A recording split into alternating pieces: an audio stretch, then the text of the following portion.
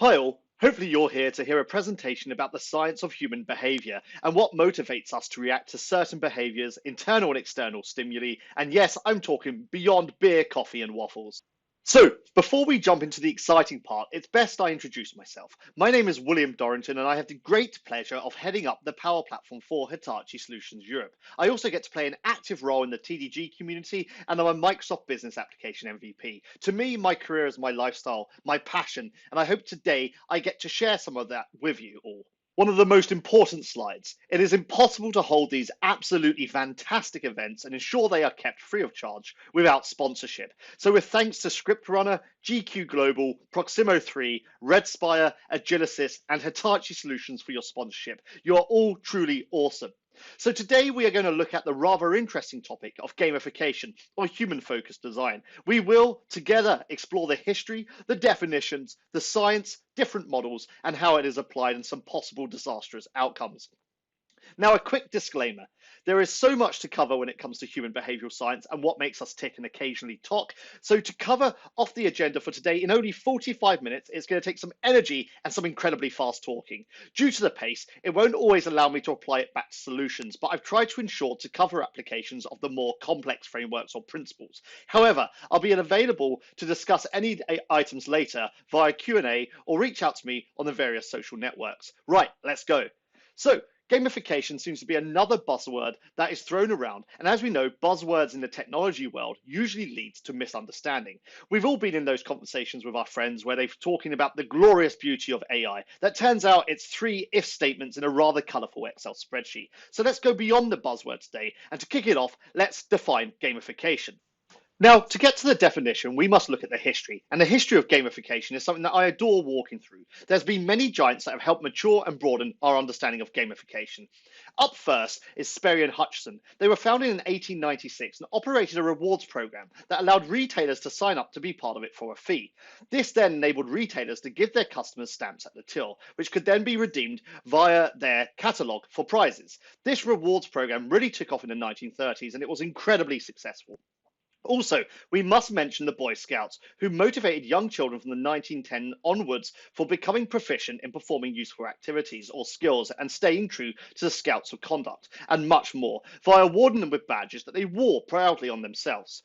Quite some time passed after the Boy Scouts badge system before the idea of adding game mechanics to work.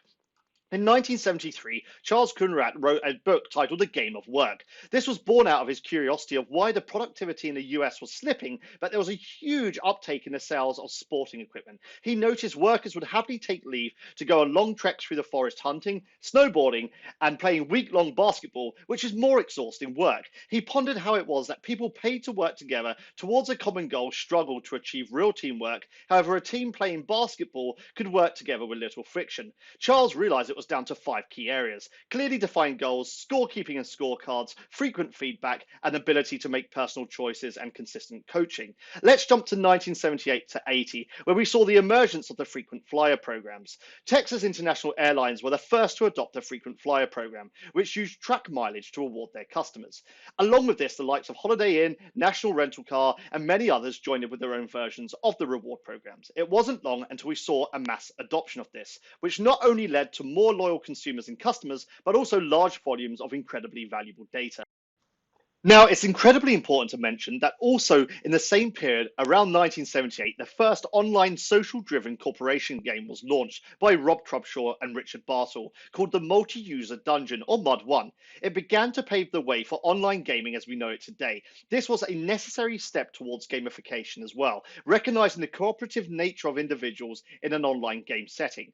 Now, gaming had a huge impact in allowing the study of motivation and conditioning acceptance of gaming mechanisms. If we can sidestep the flow of time for one moment and jump into 1990, where Nintendo has managed to put a home console in 30% of American households. The Nintendo's popularity saw the gaming craze spread to millions of people around the globe. This huge growth is similar to that to Mud 1. It doesn't directly relate to gamification, but it definitely affects it. Those who adopted this gaming interest make up a significant group, often referred to as the millennials. The proliferation of video games had a major impact in conditioning people to accept and appreciate these games and their various components. Part of the success of gamification has to do with our acceptance of these mechanics and cannot go unnoticed. In the 1980s, academics started to wade in and look at the benefits of gamification. Thomas Malone, a professor at MIT, released multiple academic papers recognizing the potential of video games and how it provided intrinsic motivation that could be harnessed outside the constraints of only game design. He then went on to write on how these could be applied to other environments, especially education. The academics kept pouring in. Stephen Draper, a senior lecturer of psychology at the University of Glasgow, started looking at how fun needs to be assessed as a requirement for software design and determined that enjoyment is necessary. Nick Pelling, whilst developing a game-like interface for an ATM in 2003, coins the purposely ugly word gamification because he saw it as what the game industry was doing to everything else. Also, during this time, the Woodrow Wilson International Center of Scholars began the Serious Game Initiative. The idea was to create games that would educate people on politics, environmentalism, health, and other important subjects. This is not exactly gamification, but serious games, which we will cover later. In 2005, Bunchball was founded, which still exists today. The company's services were all focused around gamification, especially focused on websites and boosting engagement by adding game mechanics. Their first major platform release was Dunder Mifflin Infinity, which was a gamified social network where people could connect with each other, form an office, and compete in tasks that allowed them to earn Shroot Bucks, which could be redeemed to alter the individual's online office, which players could then visit. All the different Dunder Mifflin branches were in competition, where if successful, they could win real-world prizes. Chore Wars, created by Kevin Davis, was launched in 2007, which was another huge step towards modern gamification, allowing adults, children, and everybody in between to be incentivized to carrying out their chores. This proved a huge success. It's 2009, and platforms taking on gamification continues, this time with Foursquare, which encourages users to search and explore around them. They then can collect badges and see where they are on a leaderboard, as well as becoming the mayor of a particular location by checking in the most times, more than anyone else. In essence, it's a gamified map. This allowed for Foursquare to monetize promotions of locations and build a very accurate map based purely on user data that was also fact-checked by the users themselves. Genius. Right, let's pick up the pace because we have 6 more years to cover. TED Talks start to happen in 2010. One of note is by the American game designer Jane McGonigal, where she makes the postulation where we can change the world with games. Games like World of Warcraft can see large up to 50-person units carry out game tasks. If that could be turned into real-world energy, imagine what we could conquer. Also in 2010, Gabe Sickerman releases his book on game-based marketing. The term coined by Nick Pelling, gamification, gets more and more traction. 2011 hits. Big gamification summits start taking place. More books and papers are released on the topic. Various workshops about using game mechanics in a non-traditional way take place also. Gamification for verification happens via "Are you a human?" Then only capture the ducks in this net, proving you're a human. IoT tracking starts to emerge to push gamification into aspects of life like health. 2012. Okay, let's speed this up further. Gartner added gamification to its hype circle, but although states 80% of current gamified applications will primarily fail due to poor design. Badgeville, that helps measure and influence users' behavior for companies, got over £20 million funding. And also Zombies Run, the fitness game, launches, and that's still going strong to today. 2013. Gamification 2013 conferences took place across US, Canada, and many other countries, bringing together research from multiple industries and topics. Sickerman's talk on the gamification revolution was highlighted as the most popular talk at the Gamification Summit. And also, during this year, Amazon ties gamification into Kindle, focusing on rewarding children for reading. As Gartner predicted, gamification was on a hype trajectory, but due to poor design and bad implementation, a large majority of gamification initiatives failed, which started to appear in publications. A notable failure was the Marriott International Hotel. The game's main goal was focused on attracting future employees and training them. It had players take on the role of a hotel hospitality manager, where you manage budgets, hire and train employees. However, it only focused on the company's goals and not the goals of the potential applicant. Many other gamification initiatives also went under, failing via poor design that focus on the company's goals rather than the user's motivation and goals. In 2015, Gallup, a very respected American analytics and advisory company, published research that concluded with the fact that only 31% of Americans were actually engaged at work. Due to a large segment of those highlighted as not engaged were millennials, which made up a large portion of the gaming movement, gamification was once again looked at for increasing engagement. 2016 hits. Gamification goes viral with a badge collection via Pokemons. It is a huge sensation, and people can be seen roaming streets everywhere searching for the best Pokemon, arguably one of the most successful applications in history. Niantic made hundreds of millions of pounds through in-game purchases and location sponsorship. McDonald's had over 3,000 restaurants in Japan alone that they sponsored as gyms in the game, which could equate to around $900,000 per day in cost. Now we have gone through a relatively comprehensive history of gamification, we will quickly look at the differences between games, serious games, and gamification. Games. A game at its most fundamental is a self-contained environment governed by a set of rules applied to players, with feedback and progression that has no real bearing on the physical world itself, and usually comes from a point of fiction. Serious games. When a game starts to have external goals or impact outside of the player experience, usually with a focus to educate or persuade the player, then the category of serious games is applied. The player only interacts with the game itself. However, the player may take the learnings and experience of the serious game and apply it externally. Gamification. This is where there is a purpose or a goal that extends to outside of playing and is designed to encourage and motivate the targeted audience to perform their outward action. This goes beyond an internal controlled environment where the audience does not have to interact externally. Now for a quick summary of the term game mechanics or game elements, as this is something that will be repeated throughout this presentation. Simply put, game mechanics or elements are techniques leveraged by developers to make their games engaging, motivating, and addictive to keep coming back to. We will tease out why they have such effects in just a moment. These mechanisms can be items such as PBLs, so your points, badges, and leadership boards, narratives, achievements, and so much more. They govern the player's action and how well they are progressing. As we can see, there has been a long history of the adoption of game mechanics injected into non-traditional platforms, from getting on a plane, doing your chores, to going for a run. But what this does have in common is the ability to ensure focused engagement, a level of motivation, and increased positive user experience. Now, to settle on a definition is hard and has been a matter of debate for quite some time. Most define gamification as the application of game design elements and game principles in non-game contexts. Others define it as taking something that is not a game and applying game mechanics to increase user engagement, happiness, and loyalty. However, I personally prefer a combination of all of that, but with less emphasis on gamification and focusing on the human behavioral element under the title of human-focused design, which is optimizing a defined set of activities and processes via human-focused design principles to increase user engagement, motivation, and happiness. Now let's start exploring some of the science behind human behavior, then move on to look at two of the most popular gamification frameworks. Understanding some scientific principles is paramount to ensuring we know how to approach applying human-focused design to our solutions.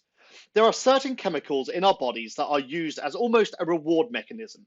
Endorphins, which at its most basic bind to neuron receptors in our brains, and their roles are numerous. They can go from alleviating pain to making us feel great. Serotonin is one of the endorphins and is what we receive in our bodies when we are in an enjoyable situation. It makes us feel good. Serotonin makes us happy. However, dopamine is a chemical that is released whenever we are rewarded for a particular action and experiencing pleasure, from drinking a beer to building a power app. It is the reward chemical. This sounds great. However, it is more complex than a one-to-one. As you need variety, your brain will build up immunity to one specific action if it is overused. So if you keep drinking beer or eating chocolate, it will lower the dopamine release. The result is you drink more alcohol and eat more chocolate, which can lead to addiction. Of course, it's not just food. It can be activities and even items such as social networks. Receiving likes, loves, and comments can hit you with a dopamine shot. This is where human-focused design can be used, but there is always a dark side to that. In 1957, Leon Festinger produced cognitive dissonance theory. Cognitive dissonance theory suggests that we like to hold our thoughts, attitudes, and behaviors in harmony and avoid disharmony or dissonance where inconsistency occurs. Let's take two thoughts that are inconsistent with one another. For example, someone who smokes have two thoughts. First, I smoke. Second, smoking is unhealthy. They acknowledge both as fact, but they seem inconsistent with one another. So this is a case of dissonance, as there's inconsistency. Now, it has been proven by research that cognitive dissonance can cause physical discomfort. Thus, we are motivated to restore balance and harmony, or at least take steps to reduce dissonance. People solve this by changing one of their attitudes, behaviors, or beliefs. For example, smoking isn't that bad. Many people contract diseases from other things all the time. Changing one of those cognitions then restores the balance. Another way is to acquire new information. For example, research that shows that smoking has not been proven to cause lung cancer. And the third way is to trivialize it, as in, I know it's bad, but I don't care, as I'd rather have a life doing things I enjoy. Cognitive dissonance occurs in forced compliance behavior, decision making, and effort. Now, Festinger and Carl Smith experimented with forced compliance. They got a participant to twist pegs on a wooden board, which is an incredibly boring task. At the end of the task, they sent the first participant away, but asked them to send in the next one with the promise of being paid $1 if they stated it was an amazing experience, and other people they paid $20 to. Being paid only $1 is not a huge amount for lying, and so those who paid $1 experienced dissonance. They could only overcome that dissonance by coming to the belief that the tasks really were a fantastic experience. The task was comparatively simple in return for $1, which made them think they genuinely liked it. Being paid $20, on the other hand, is a healthy sum, so there was no dissonance. Smaller rewards convinces people more. Many other experiments were done around decision making and effort and the relationship with dissonance, but sadly we won't have time to go through that today. Introspective illusion, a cognitive illusion in which people wrongly think they have direct insight into the origins of their mental states, believing you understand your motivations and desires, your likes and dislikes. This is called introspection illusion. You believe you know yourself and you know what you are, why you are the way you are. You believe this knowledge tells you how you will react in future situations. Research shows otherwise. If you showed a participant 2 photos of different people and say, choose one, and then slide a picture across the table of a completely different person, then ask them, why did you choose that person? The participant will believe it's the one that they chose, and they'll also justify why. They will create beliefs inside themselves because what they thought their behavior was. This proves we don't know what we want in the future. Our opinions of the future are not exactly correct, nor can we justify what we have done in the past. In our memory, we are more likely to remember an experience incorrectly, and if there's 2 sensory impulses conflicting, then our brain levels it out. There was a reason for it. That must be the picture I chose. I did enjoy twisting the pegs, and so on. This is how we can motivate change in human behavior, as it's also why extrinsic rewards can fail, as you can attach the extrinsic reward to the scenario. The participant is only carrying out the task at hand for the reward, because if they don't enjoy the task, why are they doing it? As soon as you remove the reward from the equation, the task does not have the same motivation. It is not a learned behavior, and thus they are likely not to carry on doing it. They will not look fondly on it, as they only wanted it for the reward at the end. Pavlov's dog and Skinner's rat. Pavlov had a dog, and he found that when he gave the dog food, the dog would salivate, a completely natural response to the anticipation of eating. However, what Pavlov found was that if he rang a bell before he brought the food out, over time the dog would salivate. The food in this case is known as a primary reinforcer. The bell is a conditional reinforcer. It's a learned response. Later, a man named Skinner realized that if you removed the food and kept ringing the bell, the dog would learn to stop salivating. It would learn the behavior, then unlearn it. Skinner wished to build on this. He wanted to see if he could control the actions of a rat.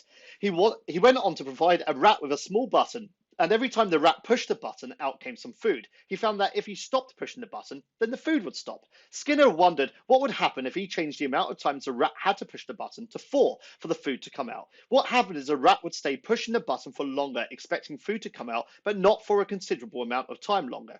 Skinner then found that if he changed the amount from 4 to a random amount each time, and if he stopped the food altogether, the rat would stay there for much longer, as there was no pattern or consistency to it. Thus, the variable reward was born. Let's now look at those primary reinforcers that naturally motivate us. This is where Abraham Maslow comes in. He wrote a paper in 1943 on the theory of human motivation, where he presented his glorious 5 layers of needs and motivations into a hierarchy. Each layer of this pyramid has a different grouping of needs. Maslow states that we must achieve the first layer of needs before we can climb up to the next. The levels are physiological needs such as food and water, those survival needs. The next level is safety, where personal security, employment and health becomes performance requirements. The next jump up is love and belonging. This is where community is required: friendship, intimacy, family, a general sense of connection.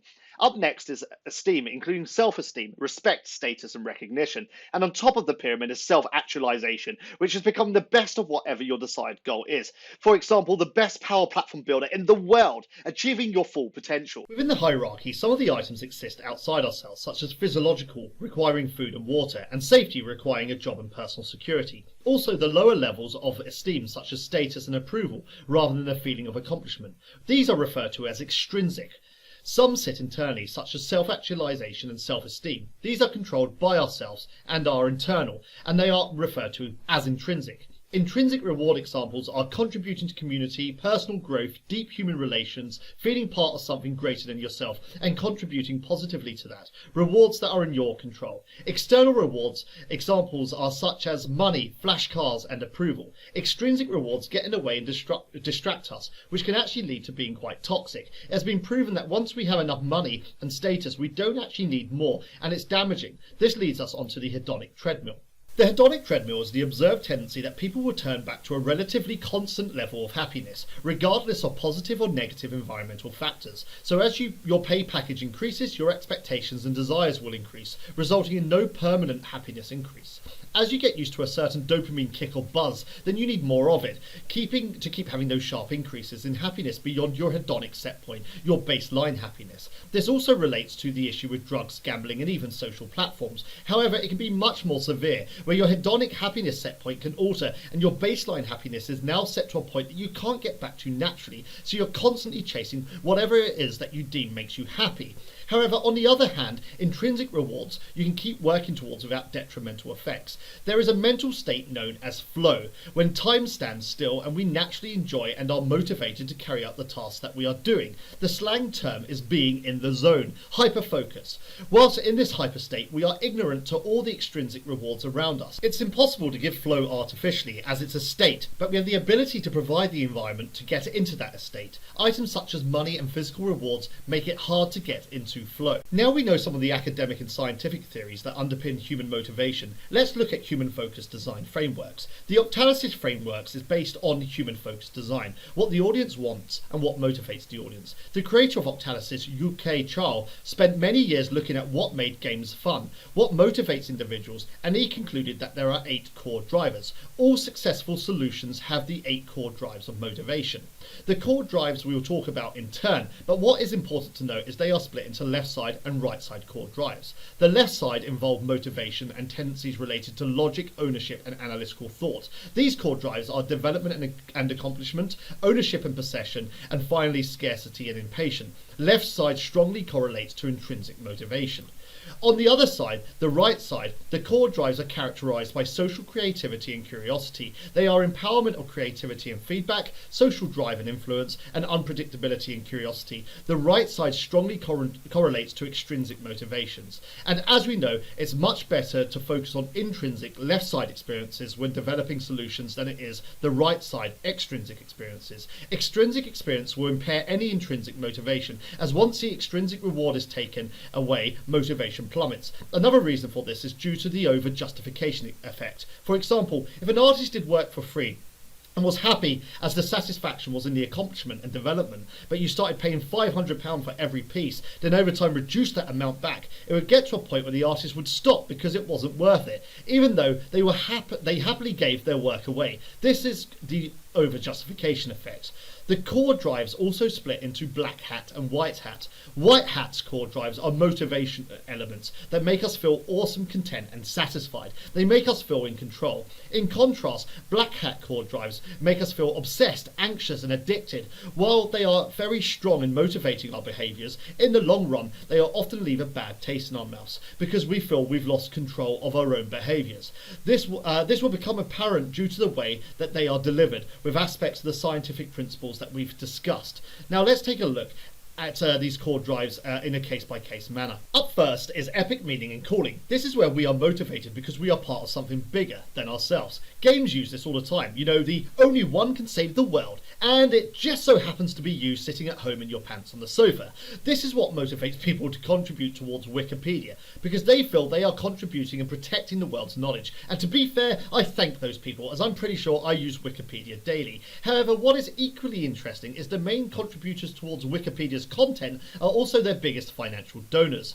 Another example of this core drive is the application Pain Squad. Children who have cancer must keep and maintain journals whilst chemo and other medication is given to them to keep track of how they are feeling to help minimise pain. However, kids can be too tired after receiving such medication, thus Pain Squad was born, to motivate the children to keep track of what they when they experience pain, how long it lasts and the intensity via a crime fighting game.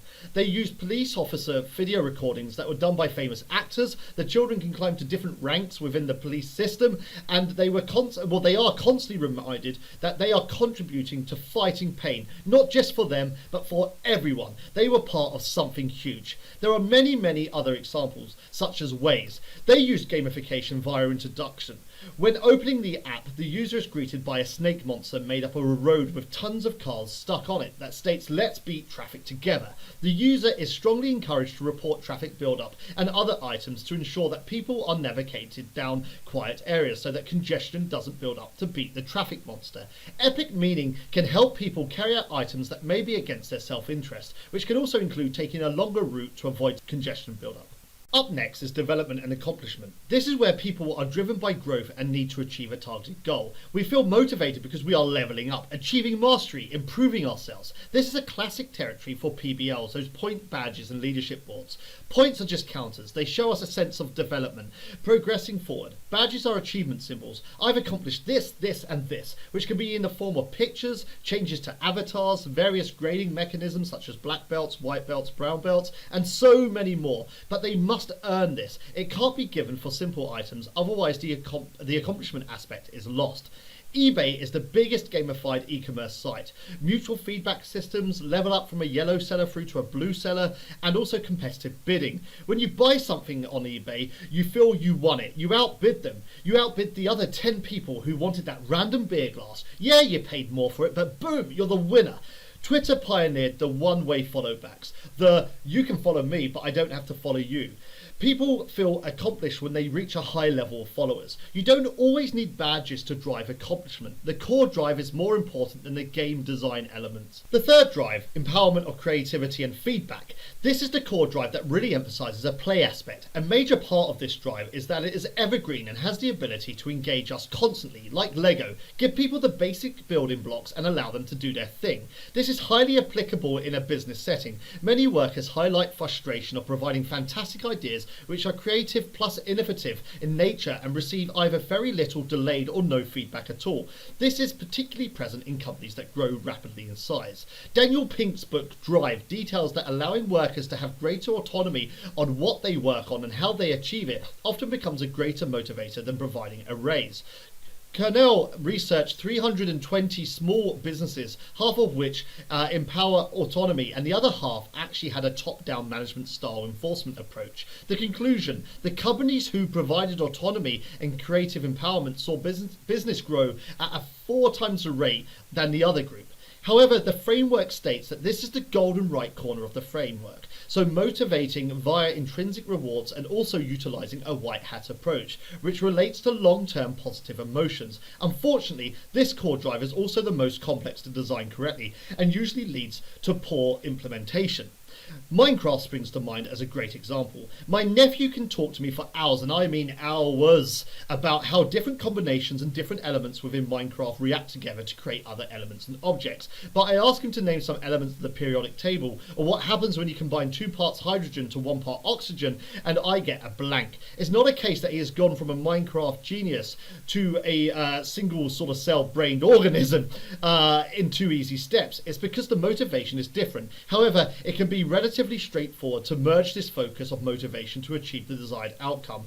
This core drive is absolutely crucial when designing business solutions to ensure options are provided to allow the user to resolve the process of the desired goal in a flexible manner without levels of rigidity. Ownership and possession. This is a drive that represents motivation that is pushed and driven because we feel ownership of something, and through this we wish to improve it, protect it, and possibly acquire more of it. If we spend a lot of time customizing our space, whether that be your profile such as Facebook, your Facebook page, or LinkedIn, your Twitter, you wish to keep hold of it as it's deeply personal and represents yourself. Due to this, you find yourself investing more time to ensure it stays watered. Once you have ownership of an item, its status elevates and it begins to motivate your behavior differently. This is sometimes referred to as the endowment effect, which is related to the mere ownership effect in social psychology and behavioral economics. In a nutshell, the findings of this effect is that people's maximum willingness to pay to acquire an object is typically lower than the least amount they are willing to accept to give it up, the same object, once they own it. There is a great example of a wine lover who becomes reluctant to sell a bottle of wine from his collection for $100, although he would not pay more than $35 for the same bottle of wine of a similar quality. The ownership and possession core drive also affects a user's attitude towards search engines, news outlets, and any large filtration of content that has algorithms sitting behind it. That is adjusted based on your use of it. As the algorithm knows you, you wish to stick with it because it surfaces items that either interest you or are aligned with your beliefs. It creates a level of stickiness. Up next is the social influence and relatedness driver. This is focused around critical mass, community, and social value. This is the engine behind many of the modern day platforms. This core drive also takes into account relatedness, which factors in attachment to emotional association and feeling of nostalgia. For example, seeing something that reminds you of your childhood would likely lead you to buying it within reason. The same as doing a sales deal with someone who may have come from the same hometown as yourself. The drive within the framework states that it is one of the strongest and longest lasting core drives. It is a right core drive which delves for our success via our desires to connect and compare with one another. There are many elements that are proven successful here. Some are group quests, ensuring a task is completed by more than one or two people. There's also brag buttons. This is where people can easily shout or brag about their accomplishments, which is usually done in a way that is more implicit, where they can brag without bragging. We see it quite often with badges. Even the Microsoft badges for certification comes into this. Next up, there's social treasures. These are rewards that can be given out by members of a community to another member of a community. And then there's also water cooler mechanics, allowing discussions like forums to enable ideas, collaborations, reviews, and also the broadcasting of those social norms. Another great mechanism is what the framework refers to as a conformity anchor, but can be commonly identified as social norming, where you perform or behave such as others do to an accepted standard of behavior. A company which has used this approach and have had great success is O-Power.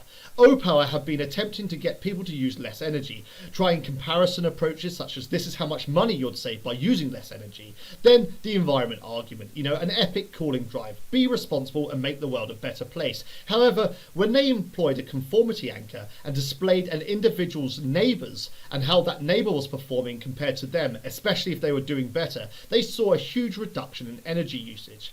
Amazon also employ this core drive via leaderboards or top reviewers and star systems, but their recommendation engine is their top performer. 60% of their sales come from this. We've all seen the customers who brought this item also purchased this, and the similar items frequently brought together. We trust people who are similar to us and being part of that community. This is a huge drive that we would need an hour or more just to provide a foundational layer. The science and various mechanics in this area is one that I'm absolutely obsessed with, and quite frankly is one of the most powerful drives that exist, which we can easily see from how it has influenced the world around us. The scarcity and impatient drive states we are motivated because we either are unable to have something right away or because there is great difficulty in obtaining it. Most of us would like to think we apply a degree of logic and process when transacting through life, especially when it comes to actual purchasing decisions. But this is not always true, as we have a perceived value of items that may be excessively above what an item is worth. There's been many experiments proving this. A famous one is by Virtually and Adewale,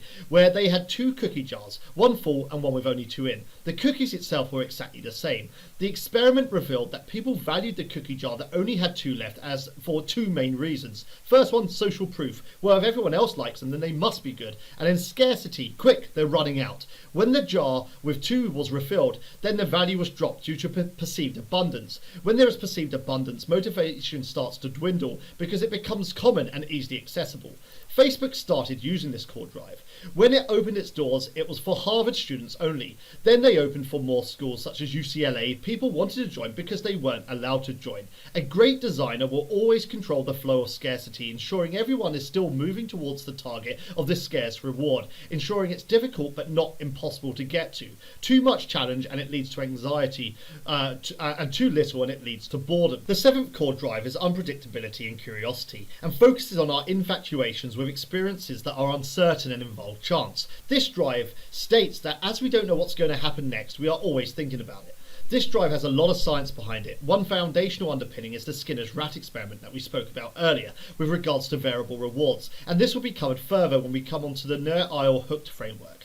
Sweepstakes have been becoming a very popular aspect of this drive in recent years as a mechanic. This has been enabled by the use of social via liking, sharing and commenting on a business page to be awarded the opportunity to win a reward, whether that be a product, money or other, with the desired outcome for the business to spread awareness of their services and products, but the individual wanting to acquire whatever the reward promised was. There are many other mechanics to deliver this. There's mystery boxes, which is providing random rewards with no pattern. You build up unpredictability and curiosity into the experience by altering the content of what the reward is, such as the mystery box shop, where you can subscribe and you'll receive a random box of goodies. Then there's the Easter eggs. This is like random rewards, but where you know the trigger of the reward. An Easter egg is the unexpected trigger. This is great for the word of mouth, as people love discussing unexpected surprises. Chase credit card has a Chase picks up the tab mechanism, where occasionally when you paid with a Chase credit card, it would reimburse you for that bill. Rolling rewards is another aspect. It is also sometimes referred to as lotteries, where somebody has the chance to win during a predefined period, and the longer you stay in, your chances of getting a reward increases. Of course, there are many more mechanisms, but due to time, I'll have to stop there. The final core drive is loss and avoidance, which motivates us through the fear of losing something or having something undesirable happening as an outcome.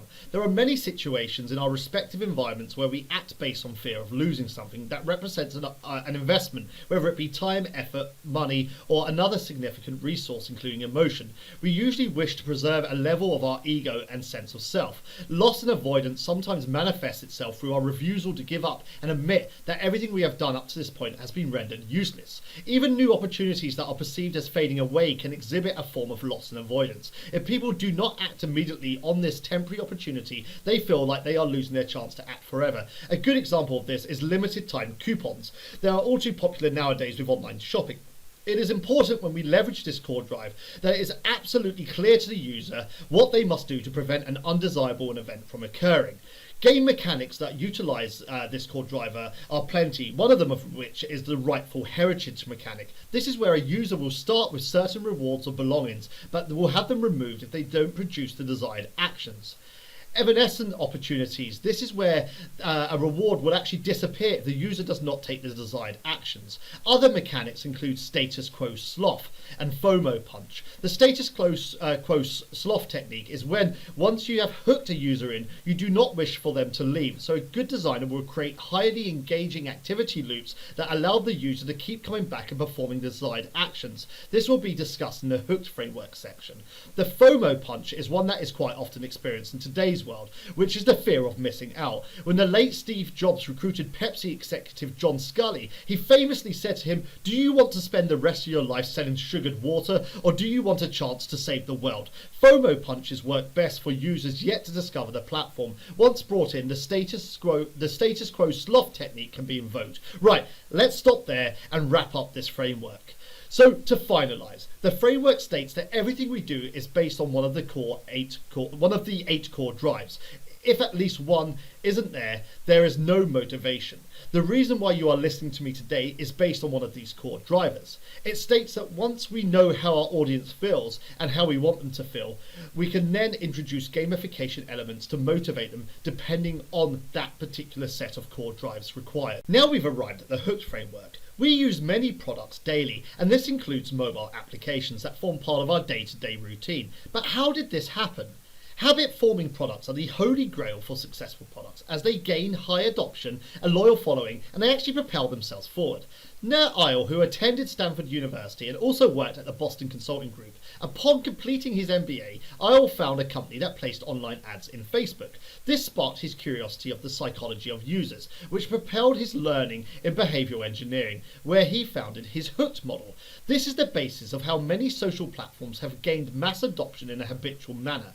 A term often used is "I'm hooked on Facebook" or "I can't get enough of TikTok," and this can go on for many different platforms. What are the patterns behind habit-forming technologies? We notice products that keep us checking and scrolling and coming back for more. Whenever you have a 5-minute lull, you reach in your pocket and you grab your device out to see who shared the most hilarious meme on Facebook or what cat-based video has been shared with you. However, forming habits are incredibly hard. In fact, research shows that even when we constantly change our routines, the neural pathways of the old habits remain there, ready for us to quickly walk back down. This is the reason why alcoholics that have gone through a detox program find it so hard to stay on the path of sobriety. We know repetition is the key to habit forming, and if it cannot be repeated, the new habit has to be effective and productive enough for the individual to adopt it successfully. Due to only having around 5 minutes left, I'm going to have to summarize this rather quickly and fast forward straight into the model itself, which will lead to unfortunately skipping most of the academic studies that underpin this model. The hooked model is a cycle which consists of 4 stages, which are the trigger, an event that gets us to try a product for the first time or even re-engage with a product. The trigger themselves can be internal or external. The external triggers inform you of what to do next. These can be those pesky push notifications we are so drawn to on our phone, such as, "Hey, Chris commented on your status, click here to respond to him." It can be items on a page like an infinity scroller causing you to continue scrolling through the epic content of awesomeness on Facebook videos, or even those really annoying email reminders. Internal triggers, on the other hand, are the true prompts for why we take such actions, but are harder to store digitally. They are stored inside a user's brain and automatically manifest there. Emotions play a powerful internal trigger. Feeling happy, boredom, excitement, loneliness, etc. And users can associate emotions to what the action will be. For example, "Oh wow, what an epic picture, I must upload it to Instagram with 1 billion hashtags." Gradually, these associations cement into habits. The trigger to be effective must be a simple set of cues that lead to action. Otherwise, the user is likely not to engage with it. The action is the next step. What is it the user needs to do to use the platform or continue using the platform? The trigger informs the user what to do next, but if the action does not take place, then the trigger was pointless. According to Dr. Fogg at Stanford, there are 3 ingredients needed to initiate a behavior. The user must have motivation, the user must have the ability to complete the action, and a trigger must present to activate the behavior. In general, as we learn from Octalysis, human motivation usually consists of simple goals such as avoiding pain, seeking pleasures, seeking hope, avoiding fear, seeking social acceptance, and of course avoiding rejection. The action, especially the initial action, must be simple. Obstacles must be removed that may stand in the user's way. For example, an easy registration via authenticating through Facebook or your Google accounts to quickly sign up. If the registration is too laborious, it is likely users will not bother, or the call to action to register is too complex, then it will fail. Ability is the capacity to do a particular behavior. Now, the variable reward. The hopefully intrinsic white hat reward that we get from the interaction of engaging with the platform. The user must be rewarded for taking the action, which will reinforce their motivation for taking the action in the first place. There has been studies into what makes us crave rewards. One particular was by Olds and Milner, which concluded in the fact that we are drawn to rewards not due to receiving the reward itself, but the need to alleviate the craving for it. The stress of desire compels us. There are many other reward types that were covered in the Octalysis framework. Our brains are adapted to seek rewards that make us feel accepted, attractive, important, and included. This is our tribe mentality, and the reason why social network reward mechanisms work incredibly well. The investment is something that the user contributes back to the platform. Before users really create the mental association with the solution, it is important they contribute something back to it, that they invest within it. There is a psychological approach known as the escalation of commitment, also known as the IKEA effect. The more users invest time and effort into a product or service, the more they value it.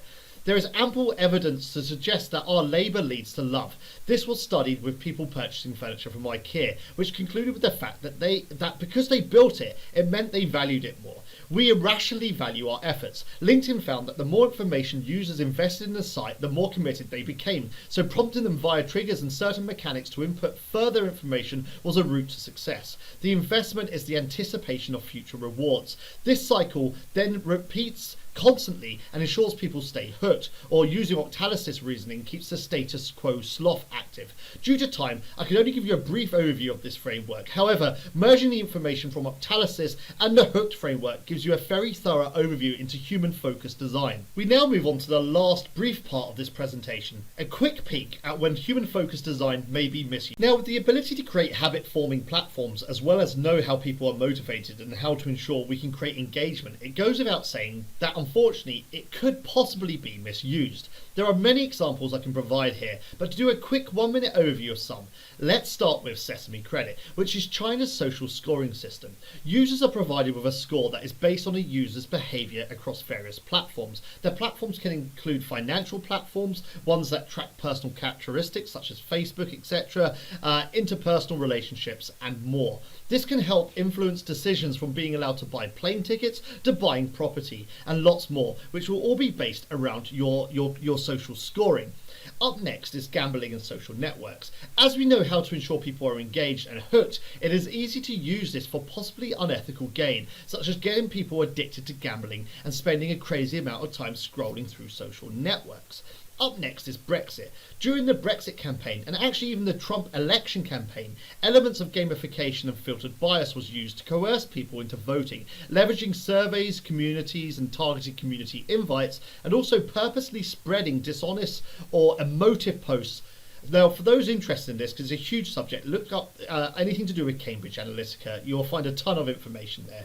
Now, beyond that is filtered bias, which actually did go hand in hand with what Cambridge Analytica did.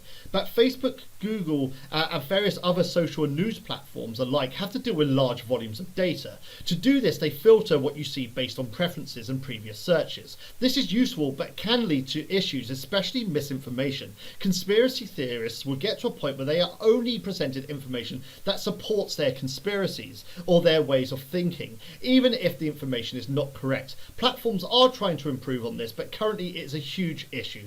Right, it's best I wrap up before time runs out.